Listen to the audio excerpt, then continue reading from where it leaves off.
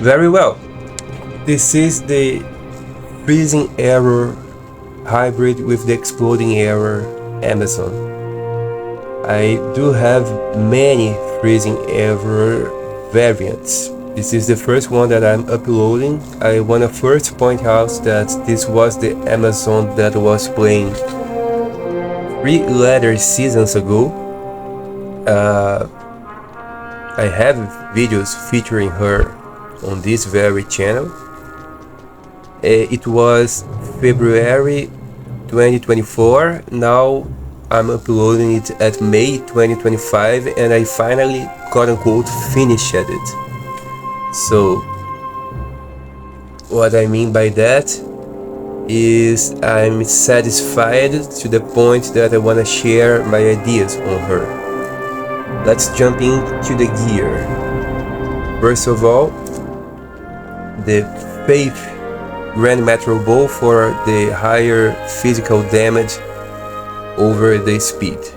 This roll is fantastic. 15 fanaticism hour and +2 to all skills is very rare, so GG on that. Only way to be even better is if it was superior base, but it matters too little. The Fortitude on the Wire Fleece because it matches the looks of circlets and diadems. I think Fortitude beats Chains of Honor, for instance, if you wanna have the best leeching possible for all times against all mobs. The Chains of Honor gives some enhanced damage against demons and undead, but not against beasts.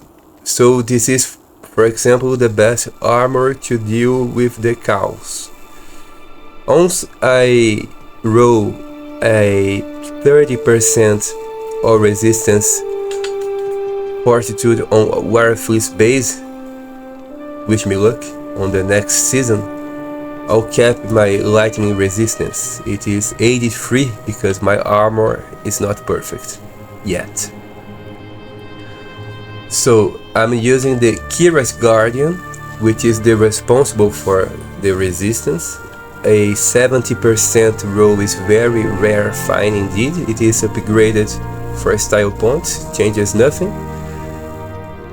Fun fact, you can upgrade it even at non ladder, although it is elite tier. It is also my source of Cannot Be Frozen. I love this helmet. I use it on Fire Sorcerers, Martial Arts and Fire Trap Assassins, and Amazons most of the time. It also has some faster hit recovery, which might help when you are being stunned by souls and skeletons and that lady harpies or something.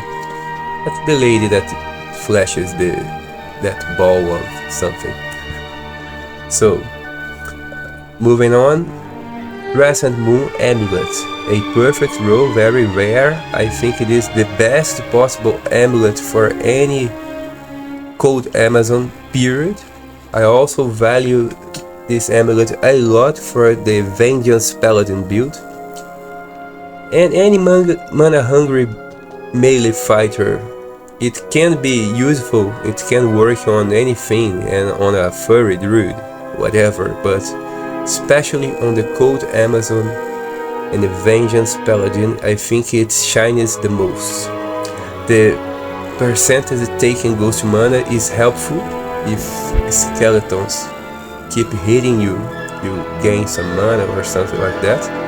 I wish it was higher, but it is better than not having it.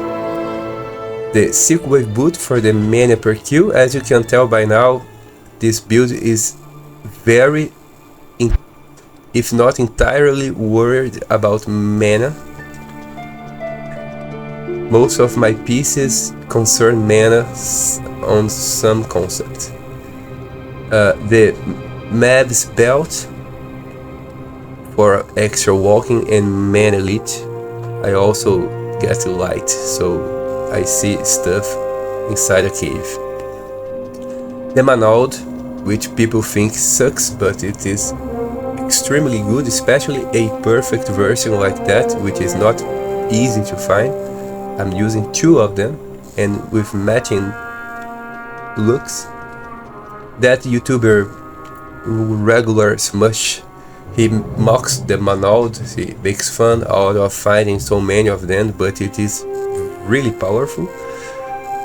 My life leeching overall is very low, only source is Crescent Moon, so the replenish life is important, it helps. Things I do tank, I get extra defense when I proc the what's the name? Shilling armor, and I have kind of a nice defense for a ranged attacker, and I have extremely good resistance, so not having that much life leech is not a problem, I can show soon. Plus 3 to skills and speed gloves. They are shoppable, you can get it from vendors, but it is not an easy task. They are shine, they do not show up that easily. And for the gear, that is it.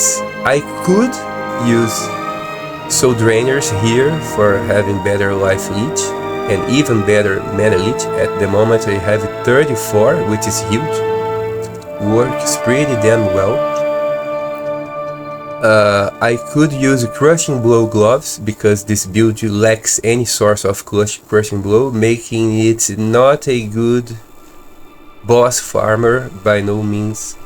It can kill Diablo. I don't have Bale quest, I don't hit Bale with her. I don't even know if she can take Bale on a 2-minute fight or 10-minute fight. But I know she can deal good with Diablo, but you even go for not mana cost magic error, or you use potions, and I don't like using potions. So it could be different, but this is the set that deals the best that I can with overall all places of the game. I am not a cow farmer, I am not a river of lamb farmer. I do move along everywhere. Sometimes I farm Act 3, the dumpsters, what's the name? I forgot that place. The swamp pits. I go is here. This, you know what I'm talking about, this place here. The swamp pit, yes, that's how it is. Sometimes I go here and have fun, because this is not a super effective farmer. You need a I'm lagging. You need a caster for that, so forget it if you wanna find lots of high rooms with this build. You probably will not, but you can have fun. Not playing the sorcerer is already an achievement. I play the sorcerer on most other resets since the early 2000s.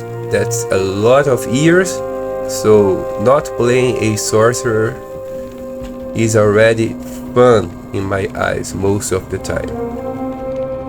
My charms are some skillers. I wish all of them had cold damage to improve the cold length. They are not, some are lifers, some are not lifers. And the small charms are poison damage with cold damage to improve the cold length. I do freeze monsters for quite some time, which also makes it the build overall feels a lot safe. But the intention behind this poison damage is some sort of prevent monster heal regeneration. I'm not quite sure if it works. I think it does. Against tough dual immunes, fire and cold immune champion packs with nasty auras. It seems to do something because I use magic error and hope for the best. So I'm not sure, but I think they are good. If I had unlimited resources, I would be using the Boreal Small Charm of Inertia, which is the best cold damage prefix, Boreal. The best suffix is of winter, like this one, of winter. If I could, I would be using those, but who knows, maybe someday I'll get to that point.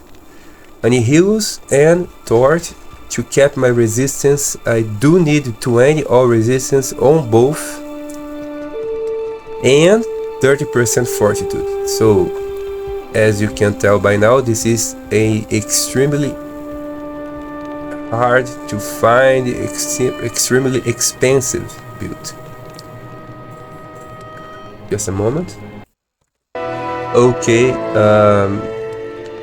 what else is to say? The second hand. I could be using Call to Arms. I don't. I could be using one different bow for each source of damage on each hand. I do not, like Ice and Brand. I could be using an Insight to regen mana. I chose mobility with the Ned's Puzzler. I could be using the Harmony Bow.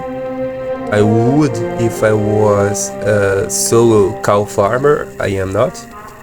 So sometimes I'm in a Act 5 cave or walking to Balefront and I want to teleport. And I like that way more than having extra life. It is a pain in the butt to constantly recast battle orders with a low level battle orders skill. That wise, I'm kind of balanced.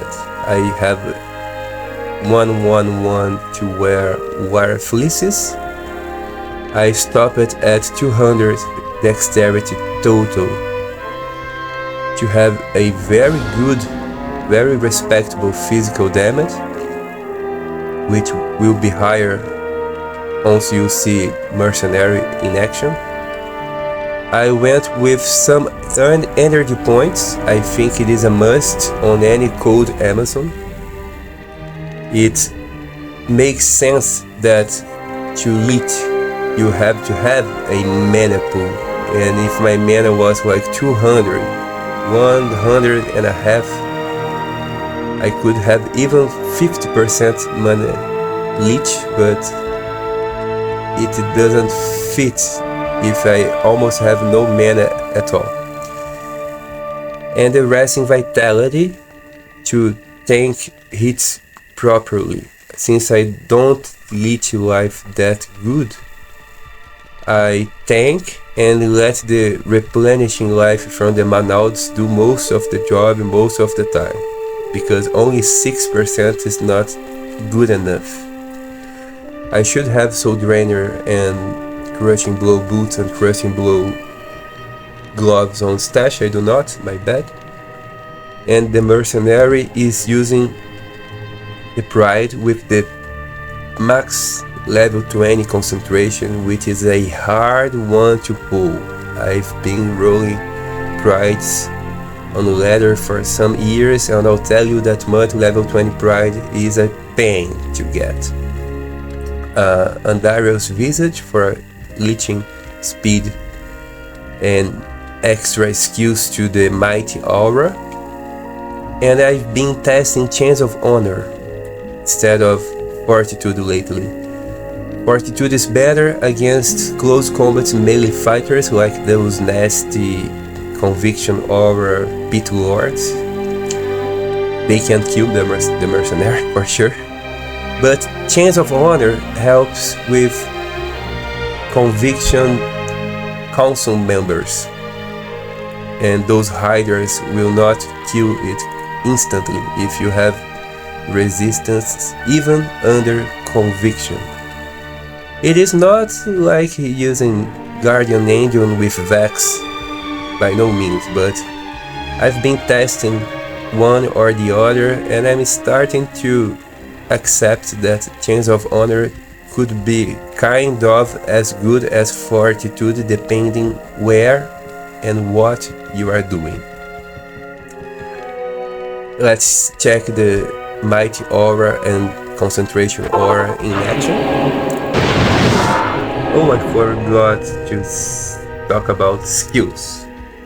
Nothing in Javelin, 1 hard point in every passive, max freezing arrow and synergy, max exploding arrow and synergy, rest in critical strike, which I will not max even at level 99, I'm 93 right now, and what to say, I don't need to max. 66 is already good enough. If I get that 70% chance for style points is more than enough. And I will not hit the level 99 on this character. I have billions of characters to level up. And I'm always making new characters. So the Valkyria is weak. She's just here to help the kiting. The mercenary did not proc the Might Aura, now he did.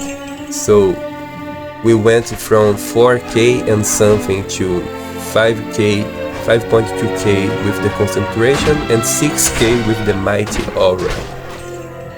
6k max damage, physical damage bow is no joke. That's more than enough. So not having to catch CTA is a blast. I like it.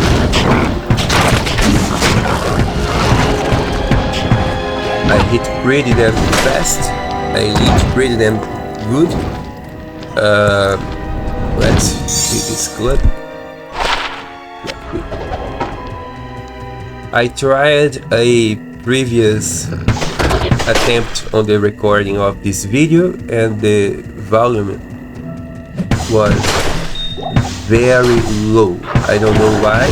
Those are the same configurations that I've been under since the beginning of the channel. But oh, dual immune, a mercenary killed. I didn't even have time to show off my magic arrow.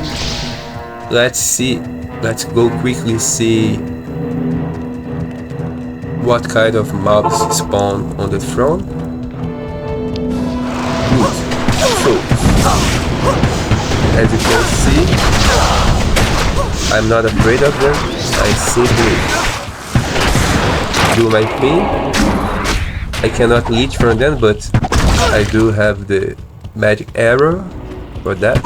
I leave it on the right click at all times. As you can tell, I leech when I can leech very easily, leaving me open to use any freezing arrow or exploding arrow against any mob.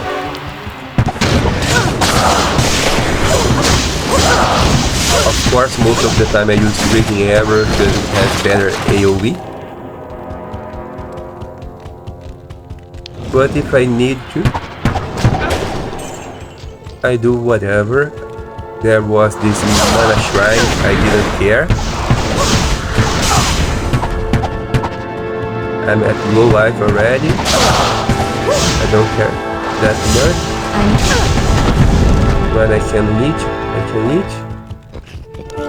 Let me...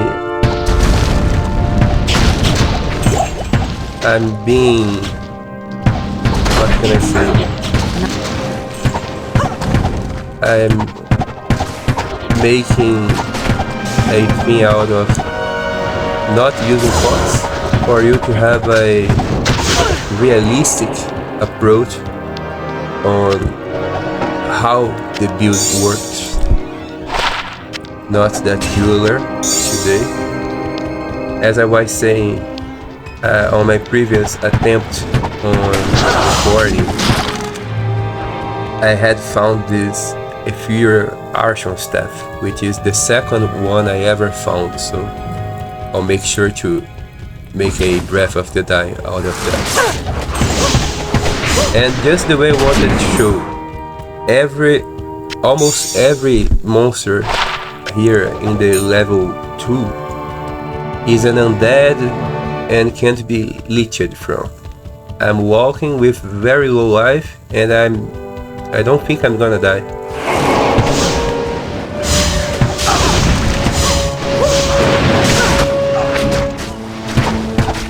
Oops. I skipped it out of the loop.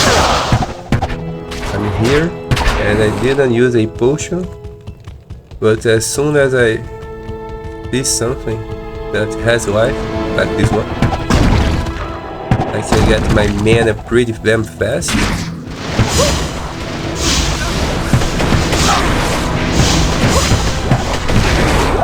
And I'll wait for my life to regen regularly.